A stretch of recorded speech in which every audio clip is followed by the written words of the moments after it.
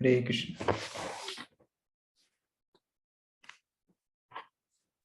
जब his grace राधापाद प्रभु बोल रहे थे तो मुझे एक दृष्टांत याद आ रहा था कि हम लोग एक रिट्रीट में आए थे।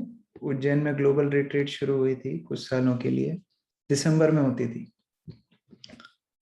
तो श्री श्रीमद् भक्ति चारू स्वामी गुरु महाराज लेक्चर दे रहे थे और लेक्चर के बीच में गुरु महाराज ने अपनी स्वेटर निकाली। तो जब उन्होंने अपनी स्वेटर निकाली तो बाकी भक्तों ने भी अपनी अपनी स्वेटर निकाल दी। पता नहीं क्यों, सबको एक साथ तो गर्मी लग नहीं सकती, बट जैसे ही गुरु महाराज ने निकाली तो सबने निकाल ली। ऐसे ही हम जब यूएस में भी गए थे तो एक भक्त हमको घुमा रहे थे, तो वॉलमार्ट में लेके गए और उन्होंने आइसक्रीम उठाई। तो हमने पूछा कि आपने यही ब्रांड क्यों उठाया? तो उन्होंने बोला इसको गुरु महाराज ने एक बार खाया था। तो जब भी कोई बड़े व्यक्ति किसी चीज को थोड़े समय के लिए भी अगर स्वीकार करते हैं तो उसकी वैल्यू बढ़ जाती है, चाहे उसका संबंध हो उस स्थिति से चाहे ना हो। इवन वृंदावन में भी आप लोगों को पता होगा एक गिरिराज मिष्ठान भंडार है गोवर्धन में। अगर आप लोकल लोगों को पूछेंगे या जो लोग वृंदावन बहुत समय से जा रहे हैं तो उनको उस दुकान के बारे में ज्यादा पता नहीं, लेकिन इस्कॉन वर्ल्ड में बहुत फेमस है। आपको आश्चर्य होगा कि केवल इस्कॉन इस्कॉन से वो साल भर में लगभग 1 करोड़ रुपए का सेल करता है गिरिराज मिष्ठान भंडार। क्यों? क्योंकि श्री श्रीमद राधानाथ स्वामी महाराज को वहां की सोन पापड़ी अच्छी लगती है। तो मैं ये उदाहरण क्यों दे रहा हूं कि किसी सौभाग्य से हम लोगों को भक्तों ने अपने शरण में स्वीकार किया है और उसी बल से भक्त लोग हमें प्रेम दे रहे हैं। वास्तव में निजी रूप से मेरी कोई योग्यता नहीं है। मैं तो उल्टा बोलूंगा कि जिस तरह राधापाद प्रभु ने गुरु महाराज की सेवा की है वो अपने आप में हमारे लिए एक उदाहरण है, लाइफ लॉन्ग एग्जाम्पल है एक्चुअली। जब उन्होंने ज्वाइन किया तो उनके घर में भी बहुत समस्याएं थी और बड़ी भीषण समस्याएं थी। वो सब आप लोग कुछ जानते होंगे उसका क्लू। और उसके बाद मंदिर में भी आते से ही मेरे को बहुत बार स्मरण होता है, मैं चर्चा भी करता हूँ। मैं तो छोटा था, मैं बीच बीच में आता था मंदिर। तो जब प्रभु ने ज्वाइन किया था तो एक दिन प्रभु जी आश्रम से निकल के बाहर की तरफ जा रहे थे ब्रेकफास्ट के बाद। तो मैंने उनसे पूछा कि प्रभु जी आप क्लास में नहीं जाएंगे? नए डिवोटीज के लिए तो क्लास होती है, ट्रेनिंग क्लास ब्रेकफास्ट के बाद। तो उन्होंने हाँ मेरी क्लास चल रही है सामने, देखो मंदिर के सामने वो ड्रिलिंग मशीन अंदर जा रही है ना, वो मेरा पेन है, और वो जो कॉन्ट्रैक्टर खड़ा है ना वो मेरा टीचर है। तो आते से ही उनकी सेवाएं गुरु महाराज ने इतनी सेवाएं दी थी। कंस्ट्रक्शन, स्कूल का कंस्ट्रक्शन, बगल में अपार्टमेंट्स का कंस्ट्रक्शन। और फिर अगर उस समय पे जो लोग मंदिर आते थे वो देखते थे कि अलग अलग बोर्ड्स लगे हुए हैं मंदिर में, गीता क्लास इंग्लिश में, हिंदी में, दोपहर का बैच, शाम का बैच, सैटरडे का बैच, संडे का बैच, और सब में राधा पाद प्रभु का नाम लिखा रहता है। तो प्रचार के माध्यम से हो चाहे सेवा के माध्यम से हो, गुरु महाराज को एक बहुत अभूतपूर्व सेवा उन्होंने की। और उसी विश्वास को जीतते हुए उन्होंने ये रिस्पॉन्सिबिलिटी ली जो पानीहाटी में गुरु महाराज ने उनको जिम्मेदारी दी। जब भी कोई स्पेशल काम होता है तो गुरु अपने बहुत ही प्रिय शिष्य को जिम्मेदारी देते हैं। जैसे कि जब गुरु महाराज को उज्जैन प्रोजेक्ट बनाना था तो गुरु महाराज गंगा नारायण प्रभु हिज होलीनेस भक्ति प्रेम स्वामी महाराज को लाए थे बंगाल से, और उनको ला करके यहाँ पर जिम्मेदारी दी थी। उसी तरह जब उनको बंगाल में प्रचार करना था तो मध्य प्रदेश से ले जा करके राधापाद प्रभु को जिम्मेदारी दी। तो ये एक सच्चे शिष्य का उदाहरण है। और यदि हम लोगों को अपने जीवन में कुछ रोल मॉडल्स रखने हैं तो हम राधापाद प्रभु को रख सकते हैं। पूरे दुनिया में जहां भी हम देखेंगे हमको स्वार्थ परायणता दिखेगी, सेल्फिशनेस दिखेगी। जहां भी, इट्स ए नेचुरल कैरेक्टरिस्टिक। ये एक सामान्य लक्षण है कलयुग का या भौतिक जगत का इन जनरल, कि स्वार्थ परायण ये दुनिया है। आप ट्रेन में जाएंगे, आप लोगों ने ये एक्सपीरियंस किया होगा, 6 सीट ट्रेन में होती हैं, और ये झमेला हमेशा होता है, जिसकी लोअर बर्थ होती है वो वहीं पर लेट जाता है, आपने देखा होगा। जैसे ही आप बैठने के लिए जाएंगे, वो व्यक्ति आपके आते आते ही लेट जाएगा, क्योंकि उसको इनसिक्योरिटी है, आप आएंगे, आप बैठेंगे, उसको बहुत देर तक बैठना पड़ेगा। ये सेल्फिशनेस डीप रूटेड है हर जीवात्मा के अंदर, ये स्वार्थ परायणता बहुत ही गहराई से जा चुकी है। हर जगह पर हम ये देखते हैं, सेल्फिशनेस बहुत बुरी तरीके से फैली हुई है। एक बार नारद मुनि ये दुनिया में घूम रहे थे, तो घूमते घूमते घूमते एक भिखारी को मिले। उस भिखारी का एक कटोरा था, और उसमें जो कोई भी दान देता था तो वो कटोरा भरता ही नहीं था। नारद मुनि को बड़ा बड़ा डाउट हुआ कि भाई इसको इतने लोग दान दे रहे हैं, इसका कभी कटोरा भरता ही नहीं है। तो उन्होंने उसको कुबेर के पास भेजा कि ये देवताओं के जो खजांची हैं, कुबेर के पास आप जाइए और वो आपको दान देंगे। उन्होंने स्पेशल नोट लिख के दिया कि भाई इस भिखारी को तुम्हें सेटिस्फाई करना है, तृप्त करना है। अब ये भिखारी गया, वो नोट लेके, नोट मतलब एक पत्र टाइप का लेके गया, और नारद मुनि का पत्र कुबेर को दे दिया। कुबेर अपने खजाने से उठा उठा के उसके पात्र में डाल रहा था, फिर भी वो भर नहीं रहा था। तो उसको भी टेंशन आ गई। तो उसने फिर अपनी जो भी उसकी सीक्रेट एजेंसीज थी उनसे पता लगवाया कि भाई चक्कर क्या है। तो पता लगा उसका कटोरा कटोरा नहीं था, ये एक ह्यूमन स्कल था, एक मानव की खोपड़ी थी।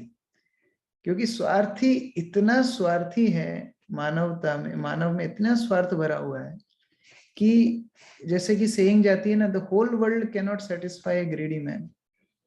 तो हर व्यक्ति स्वार्थी है।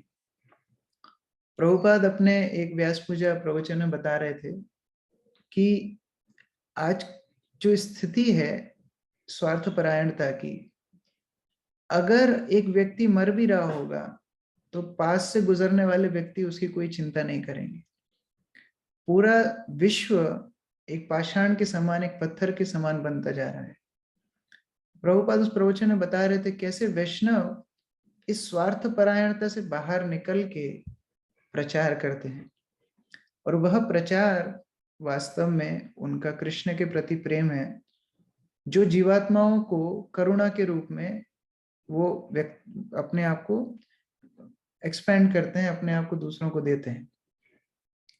शिला प्रभुपाद के भी जीवन में हम देख सकते हैं, अगर आपको कोई बोले कि प्रभुपाद को आप एक शब्द में प्रभुपाद के व्यक्तित्व को बताइए, if you want to capture Shrila Prabhupada personality in one word,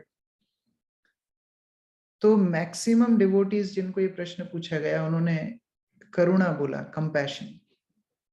और वो कंपैशन, वो करुणा प्रभुपाद ने प्रचार के माध्यम से दिखाई। और ये कोई नया सिस्टम प्रभुपाद ने शुरू नहीं किया। हमारे जितने आचार्य हैं उन्होंने ये प्रचार के माध्यम से इस पूरी पृथ्वी पे करुणा दूसरी जीवात्माओं को दिया। जैसे हम लोग आते हैं ब्रह्म माधव गौड़ीय संप्रदाय में, उस संप्रदाय में महान आचार्य हैं नारद मुनि। नारद मुनि का जीवन, पूरा जीवन ही प्रचार है, पूरा जीवन ही जीवात्माओं के प्रति करुणा है। हम लोग दक्ष प्रजापति के संदर्भ में देखते हैं, उनके 10,000 पुत्रों को प्रचार करते हैं नारद मुनि।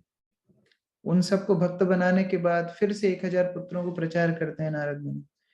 और इतना ही नहीं, जब सक्सेस मिलती है तब तो हम सब प्रचार करते हैं। मान लीजिए हम गीता का बॉक्स लेके गए, और ये मेरा व्यक्तिगत अनुभव है, पहली बार जब भक्त लोग संकीर्तन बस हमारे शहर में आई थी, तो एक एक कार्टून गीता पकड़ा गई थी, और हमसे 5 गीता एक साथ नहीं उठती थी उस समय, हमारी जो छोटी उम्र थी। तो एक कार्टून एक साथ उठाने के लिए हम 2-3 लोगों को हाथ लगाना पड़ता था। तो एक एक कार्टून गीता हमको पकड़ा दी थी डिस्ट्रीब्यूट करने के लिए। और जब हम उसको लेके निकले तो वो बस से घर पहुंचते पहुंचते 4-5 गीता डिस्ट्रीब्यूट हो गई। तो ऐसा लग रहा था कि गीता डिस्ट्रीब्यूट करना तो बड़ा आसान है। तो हम लोग उसी रात में निकल गए डिस्ट्रीब्यूशन करने, और वो 4 गीता के बाद एक भी गीता डिस्ट्रीब्यूट नहीं हुई। अगले दिन भी एक भी डिस्ट्रीब्यूट नहीं हुई। तो फिर हतोत्साही होके हमने वो गीता का प्रचार बंद कर दिया। बाद में भक्तों ने इंस्पायर किया, हेल्प किया, तो दोबारा शुरू की। मैं क्यों उदाहरण दे रहा हूं? नारद मुनि का प्रचार दक्ष पुत्रों को बढ़ा, जब 10,000 पुत्र भक्त बन गए, दोबारा से प्रचार करने के लिए नारद मुनि गए। लेकिन जब दक्ष ने उनको श्राप दे दिया कि तुमने मेरे पुत्रों को भक्त बना दिया, मैंने बड़ी मेहनत से पुत्र किए थे जिससे सृष्टि को आगे बढ़ाऊं, प्रजा आगे बढ़ाऊं, प्रजापति दक्ष थे, तो उनके काम में व्यवधान डालने से उनको क्रोध आया और उन्होंने नारद मुनि को श्राप दिया कि तुम एक जगह पे ज्यादा समय नहीं रह सकते। तो उन कठिनाइयों में भी नारद मुनि का उत्साह कम नहीं हुआ। इससे पता पड़ता है कि कैसे हमारे वैष्णव आचार्यों ने इस प्रचार को कितना महत्व दिया है। खुद की डिस्कम्फर्ट को, खुद की असुविधाओं को झेलते हुए भी प्रचार कार्य को आगे बढ़ाए। ये आप लोगों ने बहुत बार सुना होगा, लेकिन इसको समझना बहुत ही महत्वपूर्ण है कि हम लोग किसकी मदद कर सकते हैं इस दुनिया में। आप देखिए, शरीर की मदद करेंगे, शरीर को एक दिन नष्ट होना है। सब लोगों को शारीरिक आवश्यकताएं नहीं है, सभी लोगों को खाने का अभाव नहीं है, सभी लोगों को पीने का अभाव नहीं है, सभी लोगों को कपड़ों का अभाव नहीं है, सभी लोगों को रहने के संसाधन प्राप्त करने का अभाव नहीं है, लेकिन 100% लोगों को कृष्ण भावनामृत का अभाव है। तो क्या चीज जरूरी है? हो सकता है दुनिया में कुछ भूखे हैं, कुछ अनाथ हैं, कुछ बेघर हैं, लेकिन 100% लोग कृष्ण से दूर होकर के या कष्ट भोग रहे हैं। तो क्या जरूरी है, ये हम लोग सोच सकते हैं। इसलिए जब श्रील प्रभुपाद अपने गुरु महाराज से मिले थे तो भक्ति सिद्धांत सरस्वती ने क्या बोला था? Krishna consciousness can not wait for anything. ये इतनी अर्जेंट आवश्यकता है कि ये किसी चीज के लिए रुक नहीं सकती। सिचुएशंस बदलती जाएंगी, लेकिन ये आवश्यकता इतनी महत्वपूर्ण है कि प्रचार कार्य हमको करते रहना है। हम लोग कई बार हम लोग देखते हैं, हम लोग जैसे प्रभु जी बता रहे थे फंड रेजिंग, मेरे को तो ज्यादा आती नहीं है। मैं जब इसमें नया नया आया तो मैंने देखा कि जब हम लोग उनको प्रचार के लिए पैसा मांगते हैं या मंदिर के लिए पैसा मांगते हैं तो लोग नहीं देना चाहते। और आप थोड़ा बोलिए कि अरे हम भूखों को खाना खिलाते हैं, कोरोना फूड रिलीफ करना चाहते हैं, तो फिर लोग पैसा दे देते हैं। उससे उन लोगों को बड़ा कनेक्शन बैठता है कि अरे लोगों को खाना खिला रहे हैं, लोगों को मदद, कपड़े बांट रहे हैं। लेकिन अगर आप बोलिए गीता बांट रहे हैं तो उनको उतना टच नहीं करता है। ये उसी प्रकार है, जैसे मान लीजिए गंगा में कोई व्यक्ति डूब रहा है और आप उसको बचाने के लिए गए, और बचाने के लिए गए और उसका गमछा पकड़ के लेके आ गए, बोले मैंने बचा लिया, मैंने बचा लिया, तो लोग आपको पकड़ के और पिटाई लगाएंगे। भाई एक तो बेचारा डूब रहा था, उसको तुमने गमछा और छुड़ा लिया, उसका गमछा लेके आ गए। तो यही होता है वास्तव में, लोग डूब रहे हैं, परेशान हैं, अपने जीवन में कितना कुछ उन्होंने प्रयास किया है अपने आप को खुश करने का, लेकिन क्योंकि कृष्ण भावनामृत से विलग हैं, दुख भोग रहे हैं, और हम लोग अभी भी उनके शरीर को, मन को संतुष्ट करने में लगे हुए। ठीक इसी का विपरीत एक और पहलू भी है कि ऐसा नहीं है कि अगर हम किसी को बचा रहे हैं तो उसका गमछा निकाल के फेंक करके उसको निकाल करके लाना है, ऐसा भी नहीं। उसको गमछा समेत लेकर के आना है। तो कृष्ण भावनामृत में ऐसा नहीं, हम लोग खाना नहीं बांटते, लेकिन हम प्रसाद बांटते हैं, उसके साथ कृष्ण भावनामृत उनको देते हैं। तो प्रचार में सब कुछ आता है। जैसे 2000 के नोट में 50 रुपए का नोट ऑटोमेटिक आता है, उसी प्रकार से प्रचार में सब कुछ आता है। तो जब लोग आपको इस तरह के तर्क देंगे तो आप उनको बता सकते हैं कि कृष्ण भावनामृत का प्रचार में हम केवल उनके शरीर की नहीं, केवल उनकी मन की नहीं, उनकी आत्मा तक की मदद करने का प्रयास करते हैं। इसीलिए हमारे महान आचार्यों ने ये प्रचार को सर्वोत्तम कंपैशन, सबसे बड़ी करुणामय क्रिया बताई है। प्रभुपाद जब अमेरिका में जा रहे थे एक स्थान पर, उनके साथ श्री श्रीमद सत्स्वरूप दास गोस्वामी महाराज थे, और वो लोग साथ में ड्राइव कर रहे थे। आप लोगों ने कहानी सुनी होगी। प्रभुपाद की आंखों से आंसू आने लगे। तो महाराज सोच रहे थे कि प्रभुपाद क्यों रो रहे हैं, क्या उनको हम कुछ कष्ट दे रहे हैं या उन्हें कोई असुविधा हो रही है।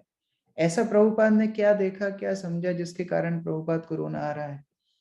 तो सत्स्वरूप महाराज ने खिड़की से झांक के देखा तो उन्होंने देखा कि वहां पर युवा युवतियां आपस में जो मटेरियल एंजॉयमेंट है उस तरीके से वो वहां पर विहार कर रहे हैं। तो सतस्वरूप महाराज ने प्रभुपाद से पूछा कि Prabhupada, is everything okay? Prabhupada बोलते हैं, I feel so bad for these people who are suffering in the material world. बाहर से आप देखेंगे तो आपको लगेगा अरे अमेरिका में रह रहे हैं, लॉस एंजलिस की सड़कों पे मजे कर रहे हैं, दम मारो दम चल रहा है, आपको क्यों ऐसा लग रहा है कि वो परेशान है?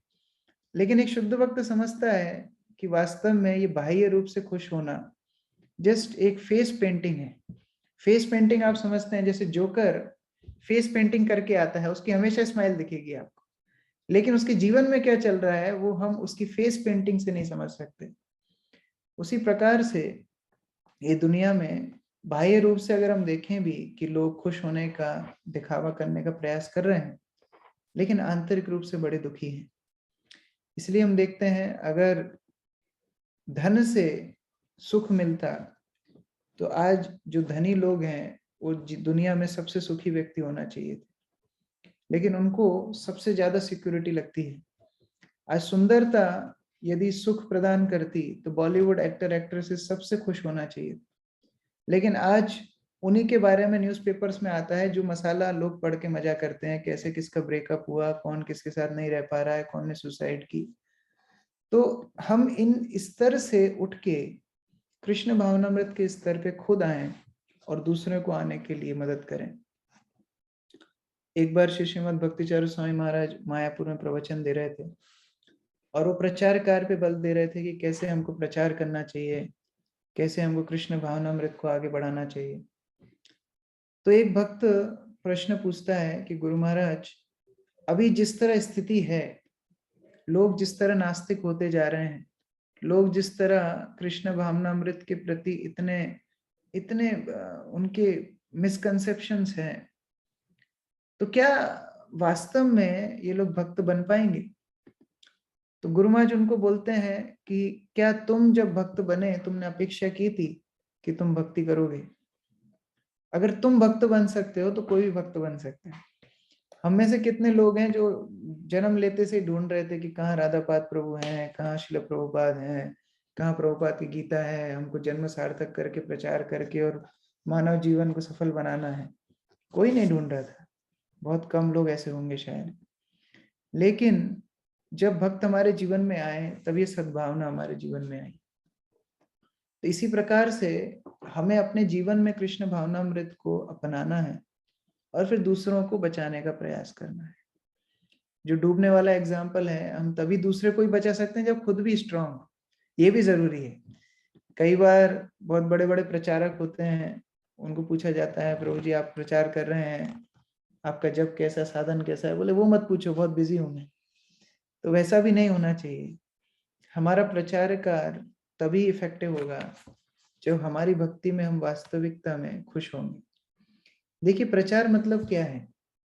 प्रचार मतलब है दूसरों को कृष्ण के प्रति आकर्षित करना।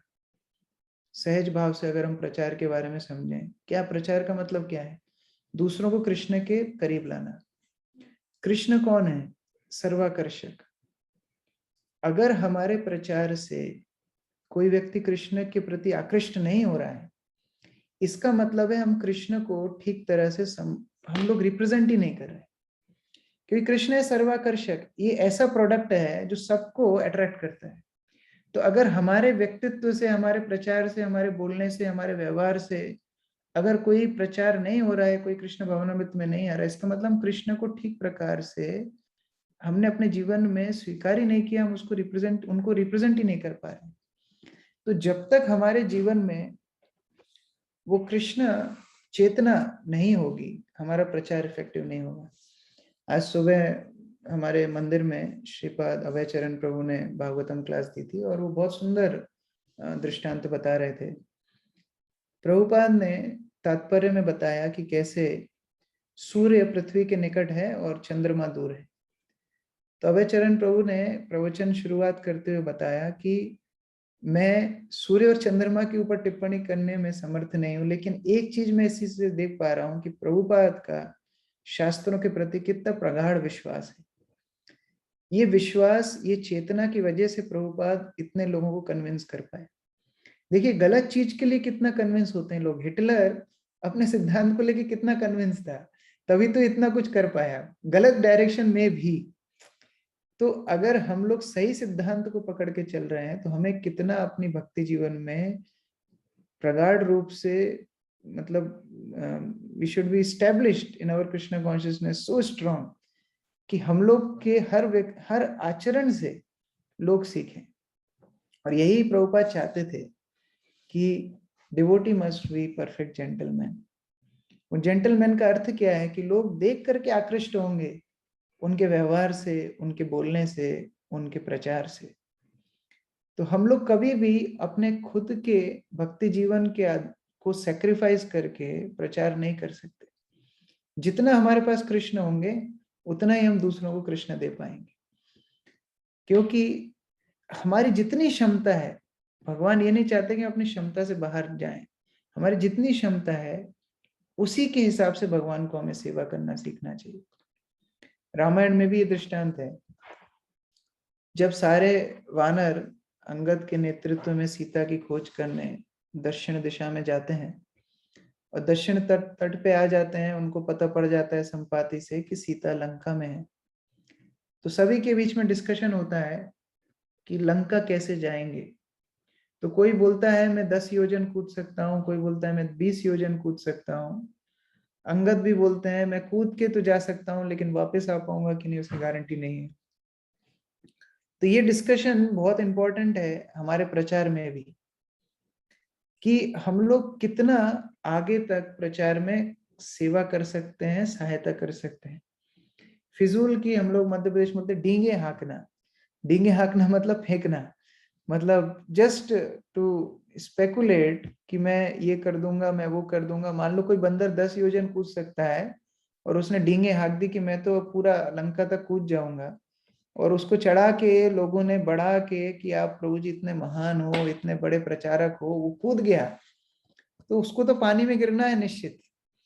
तो उस प्रकार से हमें प्रचार कार्य में उतना ही आगे बढ़ना चाहिए जितना हमारा सामर्थ्य है। प्रचारक का मतलब यही नहीं है कि केवल प्रवचन देना। एक भक्त ने मंदिर में नया नया ज्वाइन किया, तो उसको टेम्पल प्रेसिडेंट पूरा मंदिर दिखा रहे थे कि क्या सेवा आप करना चाहेंगे। उसको अलग अलग स्थान पे लेकर के गए, उसको किचन दिखाई, किचन के बाद उसको बीबीटी दिखाई, बुक डिस्ट्रीब्यूशन के स्टोर दिखाया, उसको ब्रह्मचारी आश्रम दिखाया, उसको स्वीट शॉप, गिफ्ट शॉप, बहुत कुछ दिखाया। और पूरा मंदिर देख करके भी उसको ऐसा उत्साह नहीं आया कि मैं किस जगह सेवा करूंगा। अंत में उसने एक रूम में देखा कि कुछ 10-12 भक्त नीचे बैठे हैं और एक व्यक्ति आसन पे बैठ के प्रवचन दे रहा है। तो उसने तुरंत बोला कि ये सेवा मुझे बहुत अच्छी लगती है, ये बैठ के प्रवचन देना ये बहुत अच्छा है। वास्तव में वहां तक पहुंचने के लिए बहुत बहुत सेवाओं से गुजर के जाना होता है। तो हमारी जितनी क्षमताएं भगवान ने दी हैं उसके अनुसार हम प्रचार में मदद कर सकते हैं। जरूरी नहीं है कोई बोल ही सके, हो सकता है कोई प्रोग्राम अरेंज कर सकता है, कोई सेटअप जमा सकता है, कोई वाइंड अप कर सकता है, कोई फोन लगा करके लोगों को बुला सकता है, कोई प्रसाद बनाने में मदद कर सकता है। ये सारी क्रियाएं प्रचार हैं। एक पुजारी अगर भगवान को सुंदर रूप से सजाता है और कोई व्यक्ति मंदिर में आकर के उनका दर्शन करता है और उसके मन में कृष्ण भावनामृत के प्रति उत्साह बढ़ता है, तो ये प्रचार है। तो उस तरह प्रचार में हर व्यक्ति मदद कर सकता है। कई बार हमें ये डाउट होता है कि अरे हम लोग तो बोल नहीं पाते हैं, लोगों से बात नहीं कर पाते हैं, हम कैसे प्रचार करेंगे। हर व्यक्ति प्रचार कर सकता है। जितना ज्यादा हम अपने आप को इस प्रचार कार्य में अपने आप को संलग्न करेंगे उतना हमारे भक्ति का भी उत्थान होगा। किसी ना किसी प्रकार से हमको लोगों को भगवान की सेवा में लगाना है। आप लोगों ने उदाहरण सुना होगा, श्री श्रीमद जयपताका स्वामी महाराज कैसे इस्कॉन में आए। जब जयानंद प्रभु प्रभुपाद के जो एक महान वरिष्ठ शिष्य हैं, वो श्री जगन्नाथ रथ यात्रा के लिए रथ तैयार कर रहे थे, तो वहां पर जयपताका महाराज पहली बार इस्कॉन के संपर्क में आए और जयानंद प्रभु ने उनको केवल इतना बोला कि तुम कील को पकड़ो और मैं ठोकूंगा। तो उतनी सेवा उनको दी थी। तो जयपताका महाराज ने पहली कील पकड़ी और जयानंद प्रभु ने ठोकी, तो ठोक करके वो अंदर चली गई। तो जयानंद प्रभु ने उनको बड़ा अप्रिशिएट किया, वाह तुमने क्या कील पकड़ी। अब कील पकड़ने के लिए बहुत बड़ा कोई साइंस नहीं चाहिए, बहुत बड़ा कोई स्किल्स नहीं चाहिए, लेकिन उस तरह से उत्साह प्रदान किया कि महाराज पूरे समय तक उनके साथ रहे, जयानंद प्रभु के साथ। अगले दिन भी आए और फिर भक्त बन गए, मंदिर में आ गए, और आज हम देख रहे हैं कि महाराज कितनी प्रभुपाद की सेवा कर चुके हैं और कर रहे हैं। तो उस प्रकार से किसी ना किसी तरीके से हम भक्ति में लोगों को जोड़ सकते हैं, जरूरी नहीं है लेक्चर ही देना चाहिए। तो उस प्रकार से प्रचार कार्य में हम जितना लोगों को जोड़ेंगे उनकी भक्ति की वृद्धि होगी, और हम लोग भी परंपरा का आशीर्वाद प्राप्त करेंगे। जितना ज्यादा हम ऑनेस्टली, ईमानदारी के साथ परंपरा को खुश करने का प्रयास करेंगे, उतना ही प्रचार कार्य हमारा इफेक्टिव होगा। अगर हम बाह्य दृष्टि से देखें, शिला प्रभुपाद के पास क्या था, प्रभुपाद जब प्रवचन देते थे तो अमेरिकन को प्रभुपाद का एक्सेंट भी समझ में नहीं आता था, प्रभुपाद क्या बोल रहे हैं। मतलब समझना तो बहुत दूर की बात है, भाषा भी समझ में नहीं आती थी। प्रभुपाद के पास कोई वाद्य यंत्र नहीं थे कीर्तन करने के लिए, कोई विग्रह नहीं थे, कोई भक्त लोग नहीं थे, फिर भी कैसे प्रचार आगे बढ़ा कि प्रभुपाद की परंपरा में उस तरह की विश्वास था, उस तरह का उनका, इतनी उनकी श्रद्धा थी परंपरा में कि उनके गुरु महाराज ने बोला है प्रचार करो, मतलब प्रचार करना है। तो उसी तरह से अगर हम ये सिद्धांत को गांठ बांध लें कि अगर हम प्रचार कार्य करेंगे तो प्रभुपाद को हम खुश कर पाएंगे, गुरुवर को हम खुश कर पाएंगे, वहां से हमको शक्ति मिलती है। जितनी ज्यादा हमारी श्रद्धा परंपरा में होगी उतना ज्यादा हमारा प्रचार इफेक्टिव होगा। इसलिए हम बोलते हैं प्रीचिंग इज द एसेंस। ये सार है हमारी कृष्ण भावनामृत आंदोलन का, ये प्राण है। भक्ति सिद्धांत सरस्वती बोलते थे कि जिनके अंदर प्राण है वही प्रचार कर सकते हैं। इसका मतलब क्या है, जो प्रचार नहीं कर रहे हैं उनके अंदर प्राण नहीं है। जिसके अंदर प्राण है, जैसे हम बोलते हैं ना, जो जिंदा है वो सांस तो लेगा, जो जिंदा है वो व्यक्ति खाएगा, जो सांस नहीं ले रहा है इसका अर्थ क्या है, उसके प्राण जा चुके हैं। उसी तरह से हम कृष्ण भावनामृत में आए हैं, हम सभी प्रचार कर सकते हैं। हम सबको कुछ ना कुछ कृष्ण भावनामृत में मिला है, और उतना ही हम दूसरों के साथ बांटेंगे, उसको प्रचार बोलते हैं। और इसी सेवा करते करते करते हम लोग गुरु वर्ग के बहुत निकट चले जाते हैं। ये रेसिप्रोकल रिलेशनशिप होता है। जितना ज्यादा हम गुरु वर्ग पे विश्वास रखते हैं उतना ज्यादा हमारा प्रचार प्रमाणित होता है, सक्षम होता है लोगों को भक्ति में जोड़ने के लिए। और जितना ज्यादा हम प्रचार कार्य को आगे बढ़ाते हैं, गुरु परंपरा हमको और ज्यादा शक्ति प्रदान करती है भक्ति करने की, आगे प्रचार बढ़ाने की। तो उस तरीके के मूड से हम लोग को प्रचार कार्य में आगे बढ़ना चाहिए। शिला प्रभुपाद ने अपने लगभग शायद पहले या दूसरे दीक्षा समारोह में ही भक्तों को बोला था, जब कृष्ण भावनामृत में सबसे पुराना भक्त था 1 साल पुराना। आप लोगों में से कितने लोग 1 साल से ज्यादा कृष्ण भावनामृत में जुड़े हुए हैं? 1 साल से ज्यादा कौन कौन है? सब लोग नए हैं क्या? 1 साल से ज्यादा कौन कौन कृष्ण भावनामृत में? अनिकेत प्रभु है, और कौन है? आप हैंड रेज कर सकते, कौन कौन कृष्ण भावनामृत में 1 साल से ज्यादा है? सौरभ प्रभु हैं, बाकी लोगों के तो फोटो हैं, पता नहीं है कि नहीं है। राधापाद प्रभु तो इटरनली है, तो उनकी काउंटिंग नहीं होगी। तो अभी हम लोग नॉर्मल लोगों की बात कर रहे हैं। लगभग सभी लोग वहां पर जो पहली दीक्षा समारोह में आए थे बहुत ही नए थे, कोई 1 महीना, कोई 2 महीना, कोई 3 महीना, कोई 4 महीना। और प्रभुपाद उस प्रवचन में बोल रहे थे उन लोगों को कि आप अगर मुझे कुछ गुरु दक्षिणा देना चाहते हैं, हम जब गुरु से दीक्षा लेते हैं तो गुरु दक्षिणा देते हैं। प्रभुपाद बोलते हैं अगर आप मुझे कुछ गुरु दक्षिणा देना चाहते हैं तो आप प्रचार करिए। ये प्रभुपाद का मूड बाद में नहीं बना कि अरे हाँ अभी हमारा सक्सेसफुल हो रहा है तो इसको प्रचार को आगे बढ़ाना है। पहली दीक्षा समारोह लेक्चर में प्रभुपाद बोल रहे हैं कि गुरु दक्षिणा का अर्थ है प्रचार। जितना ज्यादा हम प्रचार कार्य को आगे बढ़ाने में मदद करते हैं, गुरु को उतनी संतुष्टि होती है। उनको खुशी होती है कि शिष्य उनका मूड समझ रहा है, उनके मिशन में मदद कर रहा है। जब पिता का कोई बिजनेस है और पुत्र बड़े होकर के उसमें मदद करने लगता है, तो पिता के लिए सबसे बड़ी खुशी की बात वही होती है। तो उसी तरह से हम लोग जो कृष्ण भावनामृत आंदोलन में आए हैं, हम लोग जब प्रचार कार्य को आगे बढ़ाएंगे तो वो प्रभुपाद के लिए सबसे ज्यादा खुशी की बात होगी, सबसे ज्यादा सम्मान की बात होगी। और प्रचार से कभी भी डरना नहीं चाहिए कि अरे लोग क्या बोलेंगे।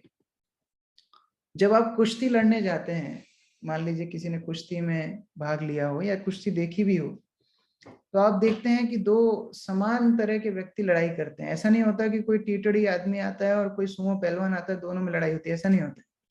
कोई समान तरह के व्यक्ति आते हैं लड़ाई करने, और फिर मजा आता है लड़ाई देखने के लिए।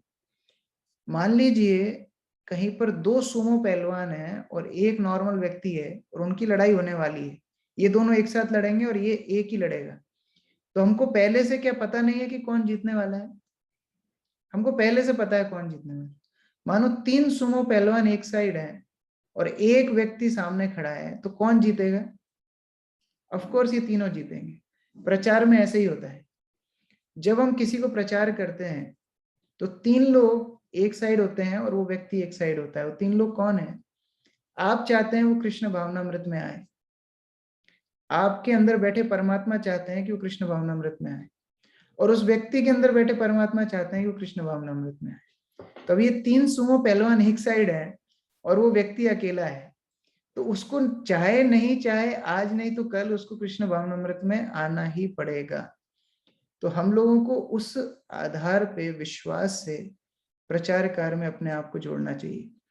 जब श्रीनिवास आचार्य, जो हमारे महान आचार्य हुए, नरोत्तम दास ठाकुर श्रीनिवास आचार्य, वो लोग वृंदावन से गौड़ीय पुस्तकें लेके बंगाल जा रहे थे, तो उनके ऊपर बड़ा विश्वास रखा गया। जो ओरिजिनल मैन्युस्क्रिप्ट्स थी वो लेकर के जा रहे थे, रूप गोस्वामी के द्वारा रचित, सनातन गोस्वामी के द्वारा, कृष्णदास कविराज गोस्वामी, इस तरह महान किताबें लेकर के वो जा रहे थे, और रास्ते में वो किताबें खो गई, चोरी हो गई।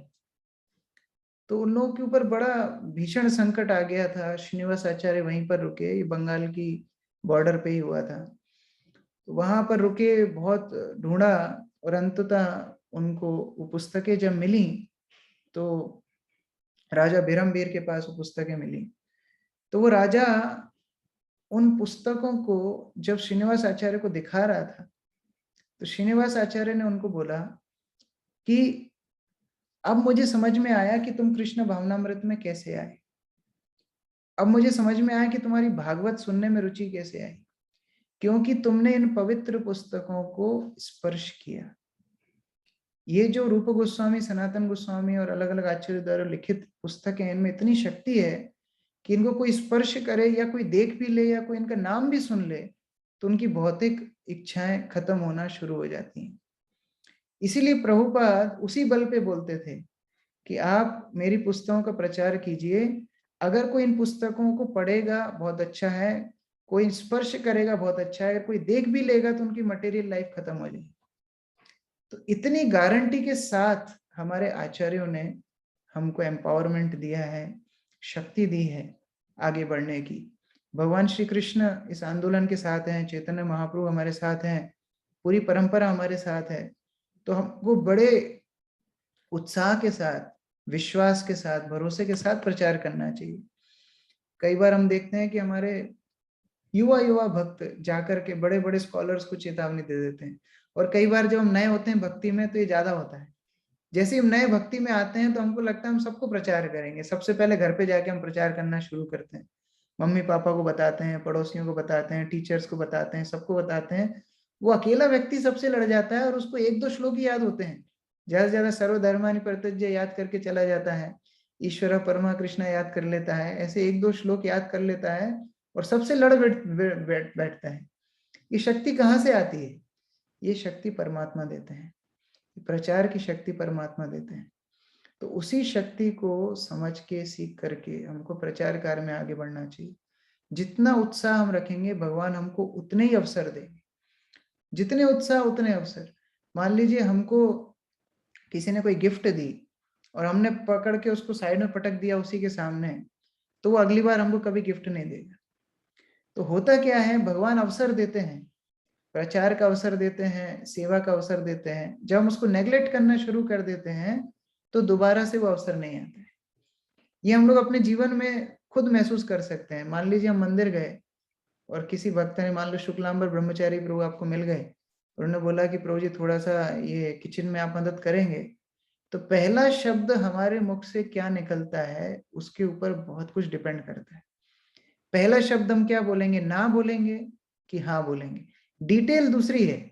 पहला हमने बोला नहीं प्रभु जी मुझे तो बाकी सेवा है, तो वहीं पर आपके नंबर कट गए। आप ये बोल सकते हैं हाँ प्रभु जी मैं सेवा करना चाहता हूँ, लेकिन मुझे तो राधापाद प्रभु ने यहाँ भी सेवा दी हुई है, तो वो ऑटोमेटिक आपको छोड़ देंगे। लेकिन जो सेवा का भाव है, जो अवसर स्वीकार करने का उत्साह है, वो हमारे अंदर कम नहीं होना चाहिए। तो भगवान ये देखते हैं कि मैंने उसको ये अपॉर्चुनिटी दी प्रचार करने की, ये अपॉर्चुनिटी दी सेवा करने की, अभी ये उसको स्वीकार कर रहा है या नेग्लेक्ट कर रहा है। हम जब नेग्लेक्ट करना शुरू कर देते हैं अवसरों को, तो फिर भगवान वो अवसर दूसरे किसी को देना शुरू कर देते हैं। तो जब भी प्रचार का, सेवा का अवसर आए, हम लोग को उत्साह के साथ उसको ग्रहण करना चाहिए। एक बार श्रील प्रभुपाद एक पांडल प्रोग्राम दे रहे थे और प्रभुपाद ने अपने प्रवचन में बोल दिया कि हमारे विदेशी भक्त इतने पंडित हैं, इतने स्कॉलर हैं कि उन्हें पूरे पूरे शास्त्र याद हैं, कंठस्थ हैं। अब भक्त आपस में सोच रहे थे कि किसको कंठस्थ है भाई, पूरे श्लोक किसको कंठस्थ है। प्रभुपाद ने बोला उपनिषद तो ये श्लोक के बाद श्लोक बोल सकते हैं, इस तरह कंठस्थ हैं। और प्रभुपाद ने बोला कि कौन सुनाएगा ईशोपनिषद पूरा, कौन सुनाएगा। एक भक्त ने हाथ खड़ा कर दिया। अब वो भी उत्साह उत्साह में उसने हाथ खड़ा कर दिया, उसको पता, उसको तो 3 ही श्लोक आते थे शुरू के और उसको पूरा उपनिषद, ईशोपनिषद आता नहीं था, लेकिन उत्साह में हाथ खड़ा कर दिया। प्रभुपाद ने बोला ठीक है माइक पे आ जाओ। तो अब उसको टेंशन आई, सामने पांडाल प्रोग्राम है, हजारों भक्त बैठे हैं और प्रभुपाद ने उसको ईशोपनिषद सुनाने को बोल दिया। उसको केवल 3 श्लोक आते हैं शुरू के, बाद में कुछ नहीं आता है। तो राम राम राम राम करके वो चढ़ गया भक्त, माइक पे बोलना शुरू करता है, ईशोपनिषद का पहला श्लोक बोलता है। प्रभुपाद बोलते हैं वेरी गुड नेक्स्ट वर्स। दूसरा श्लोक बोलता है, फिर Prabhupada very very good next verse. तीसरा श्लोक बोलता है, बोलता है अब मरने वाले हैं। अभी प्रभुपाद देखिए, अभी उस भक्त की सम्मान की बात नहीं, प्रभुपाद की सम्मान की बात है। हजारों लोगों के सामने वो खड़ा है और प्रभुपाद की सम्मान की बात है। तो वो तीसरा श्लोक जैसे ही कंप्लीट करता है, प्रभुपाद बोलते हैं ठीक है अभी बहुत हो गया, बैठ जाओ, देखो हमारे भक्तों को सब कुछ याद है। तो इस तरह मैं क्यों बोल रहा हूँ, कई बार हमें अपने ऊपर विश्वास हो ना हो, गुरु वर्ग को हमारे ऊपर विश्वास होता है और वो विश्वास हमको आगे लेकर के जाता है। आप लोग जानते होंगे मायापुर में श्रील शुभाग स्वामी महाराज हैं, प्रभुपाद के बहुत वरिष्ठ सन्यासी शिष्य हैं। तो उनको प्रभुपाद ने एक बार एक सेवा दी और उनको लग रहा था कि ये सेवा बहुत ही कठिन सेवा है। तो उन्होंने प्रभुपाद से बोला कि प्रभुपाद मुझे विश्वास नहीं है, भरोसा नहीं अपने ऊपर कि मैं सेवा कर पाऊंगा कि नहीं। प्रभुपाद ने उनको बहुत अच्छी बात बोली। प्रभुपाद ने बोला तुम्हें अपने ऊपर भरोसा करने की आवश्यकता नहीं, तुम्हें मेरे ऊपर विश्वास है कि नहीं वो ज्यादा जरूरी है। तो शुभग महाराज बोलते हैं हाँ आपके ऊपर 100% विश्वास है। प्रभुपाद ने बोला हाँ तो फिर go ahead, you will be successful. तो हम लोग के अपने ऊपर विश्वास है कि नहीं वो जरूरी नहीं है। एक बच्चा कैसा होता है, बच्चे को पिताजी बोल देते हैं कि चढ़ जाओ तो वो चढ़ जाता है, पिताजी बोल देते हैं नाचो तो वो नाचना शुरू, उसके अंदर कोई शर्म नहीं होती, उसके अंदर कोई अविश्वास नहीं होता, क्योंकि पिता के ऊपर उसको पूरा भरोसा है। उसी प्रकार प्रचार कार्य में यदि हमको आगे बढ़ना है, सक्सेसफुल होना है, तो हम लोगों को अपने ऊपर विश्वास रखने की जरूरत नहीं है। हमारे फाउंडर आचार्य श्रील प्रभुपाद ने इतना विश्वास दिया है, हमारे गुरु वर्ग इतना विश्वास दे रहे हैं, हमारे प्रचारक, हमारे जो मेंटर्स हैं, काउंसलर्स हैं, शिक्षा गुरु हैं, वो इतना हमको प्रोत्साहन दे रहे हैं, तो बिल्कुल इस पानी में कूद जाना चाहिए। गंगा में जब हम अभी अभी मायापुर गए थे नहाने के लिए, तो ठंडा पानी था। तो जैसे ही पहला अपन थोड़ा पैर टच करते ना तो ठंडा पानी लगता है, अरे नहीं नहीं नहीं नहीं जाएंगे, ठंडा है ठंडा है। लेकिन जब जबरदस्ती कोई थोड़ा पकड़ के अंदर डाल लेता है एक बार, फिर पानी से बाहर निकलने की इच्छा नहीं होती। तो प्रचार कार्य भी उसी प्रकार है। पहले बहुत डर लगता है, अरे कुछ होगा कि नहीं होगा, जाऊं कि नहीं जाऊं, अरे बड़ा कठिन है, बड़ा मुश्किल है, बड़ी रिस्क है। लेकिन जैसे ही इसमें कूद जाते हैं एक बार, फिर निकलने का मन नहीं होता है। फिर ऐसा लगता है कि हम इसी प्रचार कार्य में अपना पूरा जीवन दे सके। तो हम लोग प्रभुपाद के चरणों में, गुरुवर के चरणों में प्रार्थना करते हैं कि वो हमको भी एक प्रचार की, एक सेवा की, वैष्णव सेवा की अवसर दें और हम अपना जीवन भी इस महान आंदोलन में दे पाएँ। तो इस तरह प्रार्थना करते हुए हम लोग वैष्णव भक्तों की कृपा की याचना करते हैं और उसी सिद्धांत को लेकर के अपने भक्ति जीवन में आगे बढ़ने के लिए कोशिश करते हैं। हरे कृष्ण। जगत गुरु श्रील प्रभुपाद की जय। समवेत भक्त वृंद की जय। निताई गौर प्रेमानंदे। हरे हरे। हरे कृष्ण। योर काइंडनेस कृष्ण किशोर प्रभु की जय। हरे कृष्ण। बहुत बहुत धन्यवाद कृष्ण किशोर प्रभु, आपने तो एकदम प्यारा डाला। मैं तो सुन के अवाक हो रहा था। मैं आपका प्रवचन बहुत दिन बाद सुन रहा हूँ। एक्चुअली आपके प्रवचन आ रहे हैं यूट्यूब पे, मैंने आपका चैनल भी सब्सक्राइब कर रखा है, लेकिन समय के अभाव के कारण नहीं सुन पाता। लेकिन आज बहुत दिनों बाद आपका प्रवचन सुना, बड़ा अच्छा लग रहा है। मैं बहुत प्रभावित हुआ आपका प्रवचन। मैं तो ये सोच रहा था आपका मुझे टाइम लग रहा है मुझे आपके प्रवचन सुनने चाहिए। हरे कृष्ण। किसी को कोई प्रश्न है प्रभु जी से तो पूछ सकते हैं। बड़े अच्छे रिएक्शन आ रहे भाई, आई बिकम इन्फ्लुएंस्ड। लोग प्रभावित हो रहे हैं आपके प्रवचन से।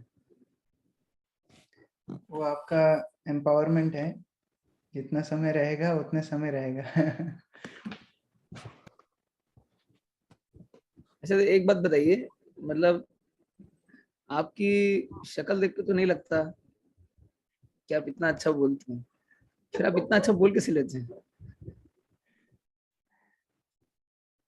मैं अच्छा नहीं बोलता हूँ, ये जैसे मैंने शुरू में उदाहरण दिया, आपको पता है गधे के ऊपर जब विग्रह रख दिए जाते हैं तो लोग प्रणाम करते हैं, गधे को लगता है उसको प्रणाम कर रहे हैं, लेकिन विग्रह को लोग प्रणाम कर रहे होते हैं। तो उसी तरह ये कृष्णा कॉन्शियस फिलॉसफी इतनी सॉलिड है कि कोई भी बोलता है तो वो आकृष्ट करती है।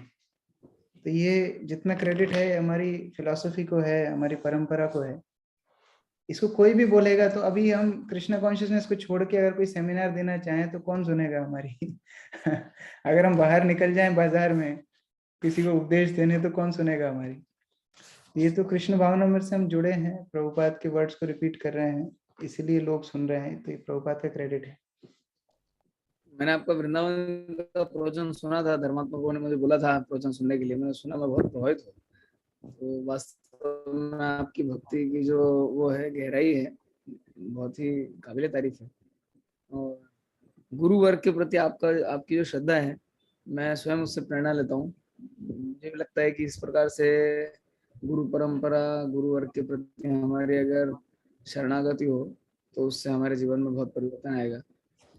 तो 5 मिनट का समय, 3 मिनट का समय, क्योंकि इसी जूम आईडी पे एक और मीटिंग है इसके बाद, तो किसी को अगर कोई प्रश्न हो तो इसे पूछना हो। सौरभ प्रभु,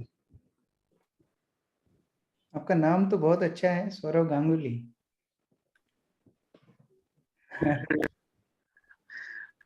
भगवान की कृपा है प्रभु जी। हरे कृष्ण प्रभु, एक प्रश्न था। प्रश्न ये कि हम इस्कॉन में आए हैं प्रभु की कृपा से, और आ, हम शिला प्रभुपाद के कैसे हम उनको तुष्ट कर सकते हैं, और हमारा अंदर में जो प्यार, हम कैसे उनके लिए हमारा प्यार और वर्धित कर पाए और इंक्रीज कर पाए, हम उनको कैसे और अच्छे से उनको सेवा कर पाए। आप अगर बोलेंगे तो बहुत अच्छा होगा। हरे कृष्ण। अगर मैं बहुत संक्षिप्त में इसका उदाहरण, उसका उत्तर देने का प्रयास करूं, तो प्रभुपाद भक्तों को बोलते थे कि गुरु सबसे ज्यादा खुश होते हैं जब शिष्य कृष्ण से प्रेम करना सीखता है।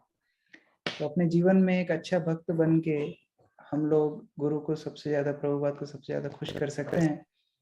और एक अच्छा भक्त मतलब उसमें सब आ जाता है, अच्छी साधना, वरिष्ठ भक्तों के लिए रिस्पेक्ट, प्रेम, आदर और प्रचार कार्य में उत्साह। तो ये सभी चीजें एक अच्छे भक्त के गुण होते हैं। तो अगर हमको कुछ बनना है तो एक अच्छा भक्त बनने का प्रयास करना है, उससे प्रभुपाद सर्वाधिक खुश होते हैं। हरे कृष्ण। गौतम प्रभु। ओके, अंतिम 2 प्रश्न, समय बहुत। गौतम प्रभु बोलिए। हरे कृष्णा प्रभु, धन्यवाद प्रणाम। प्रभु मेरा एक प्रश्न था कि हम सबको क्या बहुत मतलब भक्ति में तो बहुत सारे सेवाएं होते हैं, तो हम सबको क्या सबको परफॉर्म करना चाहिए, जिसमें मुझे अच्छा लगता हो या मैं एक्सपर्ट हूँ उसको ही करना चाहिए? वो करना चाहिए जो उस समय जरूरी हो। जैसे मान लीजिए आप बहुत एक्सपर्ट हैं भागने में, लेकिन मंदिर में जरूरत है कि एक जगह खड़े होकर चम्मच से राइस सर्व करना है, तो आपके भागने से काम नहीं चलेगा।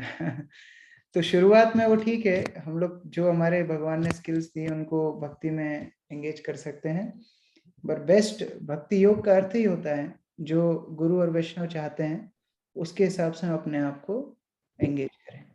तो आवश्यकता के हिसाब से अपने आप को मोल्ड करना ये भक्त का लक्षण होता है। अर्जुन सब कुछ छोड़ के जंगल जाना चाहते थे, भगवान ने उसको बोला युद्ध करो, उसने युद्ध करा, इसलिए हम आज अर्जुन को इतना महान मानते हैं। इसलिए भक्ति का अर्थ ही है करिष्ये वचनम तव, जो भगवान बोलते हैं, जो गुरुवर बोलते हैं वो कार्य करना चाहिए। बहुत समय कम है। दूसरी सेकंड लास्ट क्वेश्चन, ये चैट बॉक्स में रितवान प्रभु का प्रश्न है, इसका उत्तर दीजिए। Prabhuji, sometimes when we start doing seva and we commit any mistake, then gradually we start losing that kind of excitement. So how can we ever excited while doing any seva? If you want to remain ever excited, we have to remain like a child, because child never cares respect or disrespect. He falls, then he rise again and he starts walking.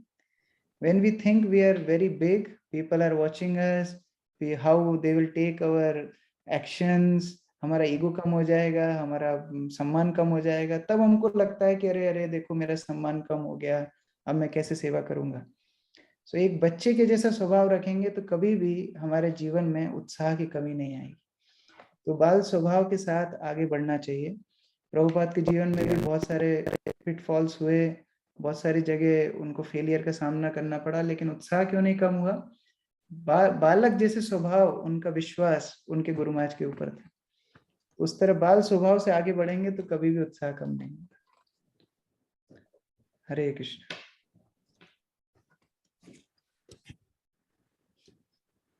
और ये अंतिम प्रश्न है त्रिशान प्रभु का। हरे कृष्ण प्रभु, दंडवत प्रणाम, जय श्री प्रभुपाद। तो हमारा प्रश्न है कि हम क्या इनडायरेक्टली किसी को मंदिर पे बुलाने के लिए कह सकते हैं कि अच्छा प्रसाद मिलेगा, बहुत नाचने को मिलेगा, ऐसा ऐसा? क्यों नहीं कहते? क्यों? असल में ये युवा लोग तो डायरेक्टली बोलने से समटाइम्स इंटरेस्टेड नहीं होते। सो हम ऐसे के बुला सकते हैं, एक बार मंदिर पे आ जाओ, बाकी तो खेल सब कृष्ण का है। जिस भी कारण से हो, ये न के न प्रकारेण, जिस भी कारण से हो, हम लोगों को भगवान की सेवा में लगा सकते हैं, उनको बुला सकते हैं, उसमें कोई दोष नहीं है।